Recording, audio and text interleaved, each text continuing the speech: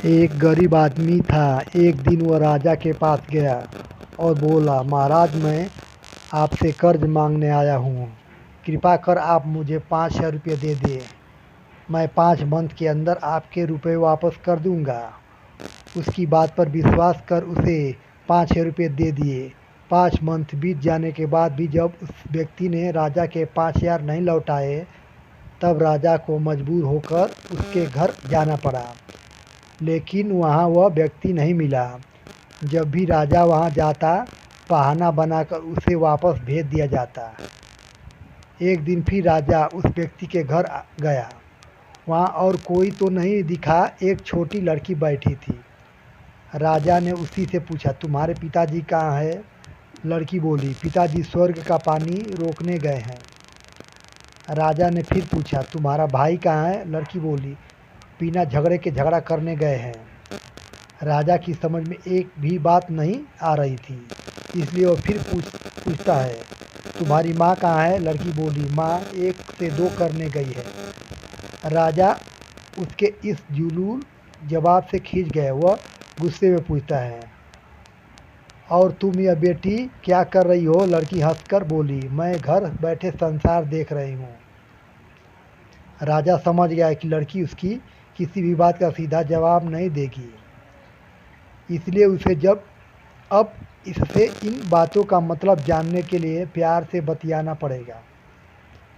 राजा ने चेहरे पर प्यार से मुस्कुराहट लाकर पूछा, बेटी, तुमने जो अभी अभी मेरे सवालों के जवाब दिए हैं, उनका मतलब क्या है? मैं तुम्हारी एक भी बात का मतलब नहीं समझ सका।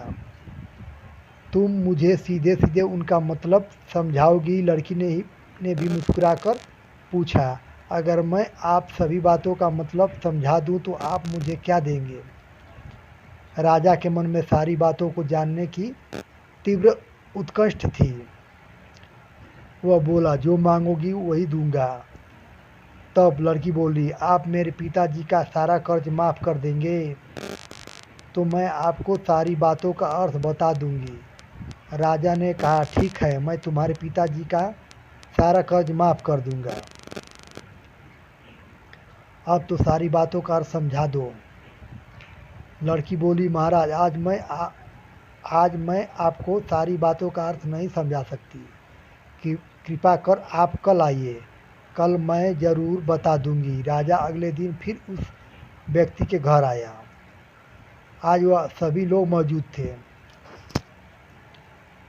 आदमी, उसकी पत्नी, बेटा और उसकी बेटी भी। राजा को देखते ही लड़की पूछी, महाराज, आपको अपना वचन याद है ना? राजा बोला, हाँ, मुझे याद है। तुम अगर सारी बातों का अर्थ बता दो तो मैं तुम्हारे पिताजी का सारा कर्ज माफ़ कर दूंगा। लड़की बोली, सबसे पहले मैंने यह कहा था कि पिताजी स्वर्ग का पानी रोकने गए हैं। इसका मतलब था कि वर्षा हो रही थी और हमारे घर की छत से पानी टपक रहा था। पिताजी पानी रोकने के लिए छत को अच्छा बना रहे थे। यानी वर्षा का पानी आसमान से ही तो गिरता है, और हम लोगों तो यही मानते हैं कि आसमान ही स्वर्ग है। बस पहली बात का अर्थ यही है। दूसरी बात मैंने कही थी कि भैया बिना झगड़ा के झगड़ा करने गए हैं। इसका मतलब था कि वह रेंगने के लिए कांटे को काटने गए थे। अगर कोई भी रिंगनी के कांटे को काटेगा तो उसके शरीर में जहाँ तहाँ कांटा गड़ जाएगा, यानी झगड़ा नहीं करने पर भी झगड़ा होगा और शरीर पर खरोंच आएंगी। राजा उसकी बातों से सहमत हो गया। वह मन ही मन उसकी चतुराई की प्रशंसा करने लगे। उसे उत्सुकता के साथ साथ पूछा, और तीसरी चौथी बात का मतलब बेटी? लड़की बोली, महाराज, तीसरी बात मैंने कही थी कि माँ 1 से 2 करने गई। इसका मतलब था कि माँ अरहर दाल को पीसने, यानी उसे एक दाल को 2 करने गई है। अगर साबुत दाल को पीस आ जाए तो एक गाना का 2 भाग हो जाता है। यानी यही एक का 2 करना ही। चौथी बात, उसे समय में भात बना रही थी और उसे एक चावल निकाल कर देख रही थी कि भात पूरी तरह पका है कि नहीं। इसका मतलब है कि मैं एक चावल देखकर ही जान जाती हूँ कि पूरा चावल पका है कि नहीं। अर्थात चावल के सारे संसार को मैं घर बैठे देख रही थी। यही कहकर लड़की चुप हो गई। राजा सारी बातों का अर्थ जान चुका था। उस लड़की की बुद्धिमानी भरी बातों से आश्चर्य में डाल दिया था।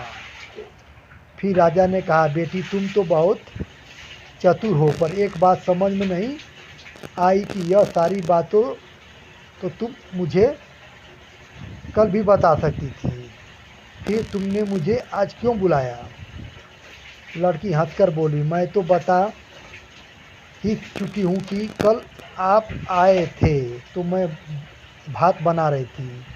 अगर मैं आपको अपनी बातों का मतलब समझना नहीं लगाती तो भात गीला हो जाता या जल जाता, तो माँ मुझे ज़रूर पीटती। फिर घर में कल कोई भी नहीं था। अगर मैं इनको बताती कि आपने कर्ज माफ़ कर दिया तो यह मेरी बात का विश्वास नहीं करते। आज सोए हुए आपके मुंह से सुनकर आपके कर्ज माफ़ कर दिया, जहाँ इन्हें इसका विश्वास हो जाएगा वही खुशी भी होगी। राजा लड़की की बात सुनकर बहुत ही प्रसन्न हो गया। उसने अपने गले में मोतियों की माला निकाल कर उस देते हुए कहा, बेटी यह लोग अपने चतुराई का पुरस्कार। तुम्हारे पिताजी का कर्ज तो मैं माफ़ कर ही चुका हूँ। अब तुम्हें या तुम्हारे घर वालों को मुझसे बहाना नहीं बनाना पड़ेगा। अब तुम लोग निश्चित होकर रहो। अगर फिर कभी किसी चीज़ की ज़रूरत हो तो बेझिझक होकर मुझसे कहना। इतना कहकर राजा लड़की को आशीर्वाद देकर चला गया। लड़की के परिवार वालों ने उसे खुशी से गले लगा लिया। अगर वीडियो अच्छा लगे तो लाइक शेयर सब्सक्राइब जरूर करें। Thank you for watching my video. धन्यवाद।